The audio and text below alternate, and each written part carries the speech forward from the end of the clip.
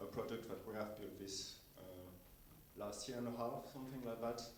That's called Decidim Geo. So I'm Adrian, I'm working at Oak3. It's a digital commons studio in Geneva. And we have built this, this model with the support of the city of Lausanne and then the city of Zurich.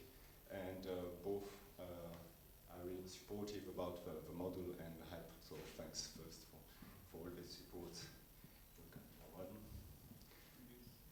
Yeah. So what is Decidim Geo? Basically what we want to do is to close the gap between Decidim and another civic tech that is called Maptioner.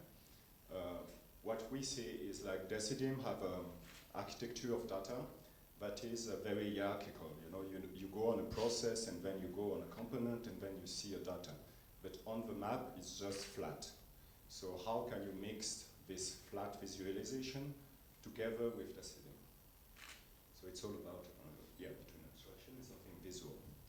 So the first thing that we have worked with is about how can you explore the participation on a platform, meaning what is happening in my platform, where, and being able to go from one point to another one and select areas where you can say, oh, in this neighborhood, what is happening? So what we have done is each scope of a Decidim application, you can link to an actual shape, a geographical shape, that will be displayed on the map and be clickable. So you can select the scope and then filter the data.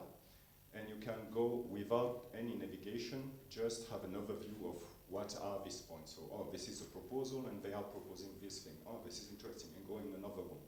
And this way being able to explore fast. And the last thing we have done is about the mobile full screen experience, is about seeing on your phone and being able in full screen, being able to manipulate and explore the Decidim all by your phone without reloading. So it's like changing a bit the experience of exploring the participation and find where can you participate and engage. Yeah. Then the next thing was about valorization, because when you are doing participation inside the Decidim, you need actually to show everyone that it's working, where it is working, and where there is still work to do, you know. So it was something quite important to be able to visualize, for example, results, the accountability results, and seeing what is happening where, and exploring the past, what have been done before inside the platform. So that's our second hypothesis, is that this project will be helpful for valorizing. So it's all in like alpha, beta stage where we are still like exploring how it is useful and building together new roadmaps to see, okay, how can we change this for these two main epics, that is like exploring the data and valorization. So let's have some use case. So there's a use case in Lausanne, for example, where we have citizen observatories, where you can map on the map what is the spots that are fresh, to have like when you have very hot temperatures, where can you just like go in a fresh space and have like a brief. So it's a citizen observatory where everyone can map things, and the city already have data at the beginning. And so then you can go on the process, and you can go on the component, and you can see all the points in the city that are fresh and go and explore this way. So it's kind of enabling some new acts on the Decidim where you can actually gather data from the citizens. Another use case that is starting in Brazil, the north of Brazil, is to have also data gathered by citizens, but to do informed participation. So basically they are working on water quality, and they will be on the different forests analyzing what are the water quality with their own scale, because it's not always like scientific scale, but it's sometimes more things like the call of yesterday, you know, like I don't know the name of this thing, but when it's open it's a good water, and when it's closed it's a bad one. So having this kind of data helps a lot when you are in a world where you have information and you don't trust anymore the data, then you ask the citizens to gather the data and then participate with this data that have been built as a first phase. So this way, with maps, you can also visualize where there are issues and what are the data that have been taken.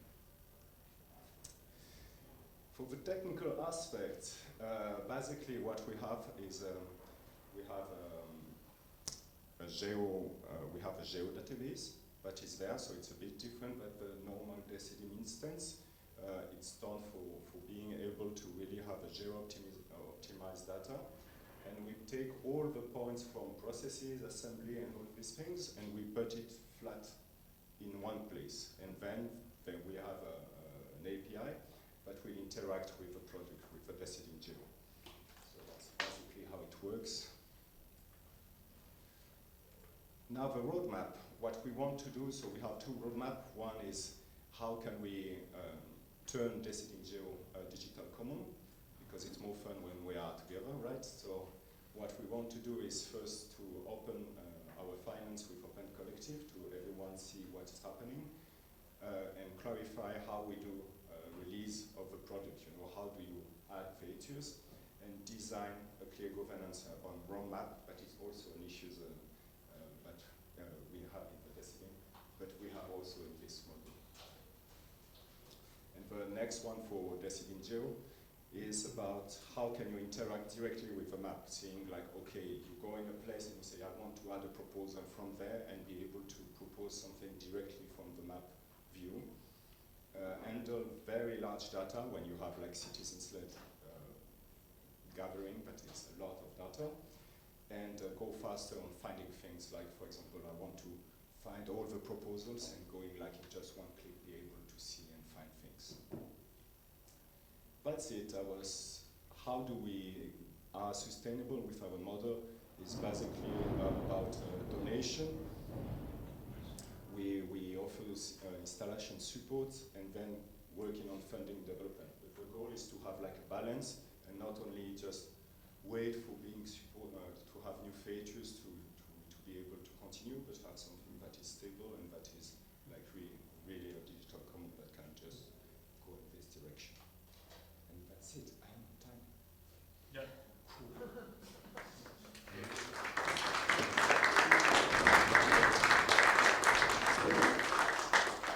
So we have 2 minutes. Is there any questions?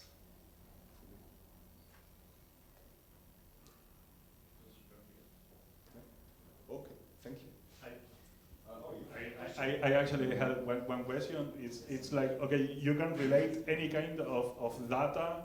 Like for instance, I can relate a scope, but for instance, a participatory process, I can also relate it to this map, or how does it work? Yeah, so basically what we have done is a way of extending and adding new models. So for now, we have added to processes, to assemblies, and to results to be able to put on the map. But if you want to put users or user groups, it's not done in the model, but you can do it to add it by using the small DSL. Fully polymorphic. Yes.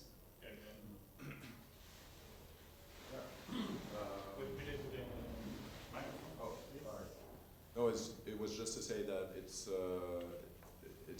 really nice that the city of Lausanne and Zurich are also here, Lars and Marielle. So if you have questions about like applications and use case of this module, it's nice to talk to them. Maybe I'm from Lausanne, and I just want to say that the first need was to just in the main page to be able to see what's happening in which neighborhood, and that was the first need. So it was just to be able to localize, not a proposal, but everything. Yeah, a process, an assembly, and to say, and that was the first need. And then we extend to all maps, and so now maybe the tricky part is when everything is a point. It was the idea to be more, to be clearer for the citizen. But when we have a map with a lot of points, fresh point, and it's mixed with all the assembly, it's not clear. It's worst. So it's the thing about the maps, and It's that's always yeah. Yeah, so that's something that is quite difficult to say, okay, how can I configure all the maps and having still a nice experience as a user where you don't have like filters and things that change all the